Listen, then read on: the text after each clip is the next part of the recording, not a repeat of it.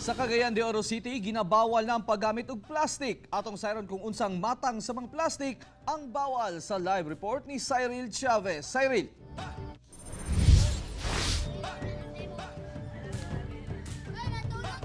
Yes, Real, ang mga tindero o mga mamalitay din sa Cagayan de Oro City hinay-hinay nang nag-adjust ngadto sa eco bags.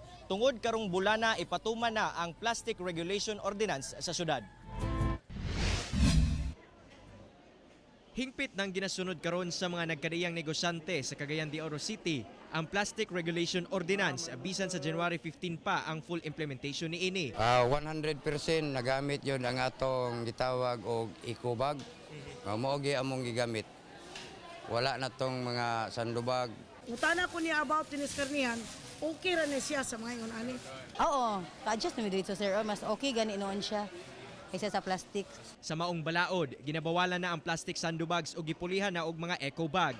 Samtang, ang roll-on bags na ang ginagamit isip pang putos sa mga palaliton sama sa gulay, karne, prutas, isda ug uban pa. So magpalit na lang mi katong mga plastic gani sir nga katong lingin, mag-additional na lang sila. Palapdan pa ang information dissemination sa Clenro aron daghan ang masayod sa pagpatuman sa maong balaod. So wala na silupin nga paggagamiton sa atong merkado, sari-sari store, malls o bisan pa sa mga cook food, no?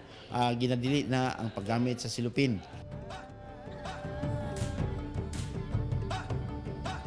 Real karon hangyo sa otoridad ngadto sa publiko nga sundon ang balaod aron dili na sab sila masilutan tungod ang matag silupin nga makuha sa usa ka individual magkantidad kinig 3,000 pesos. Real. Okay, daghang salamat Cyril Chavez.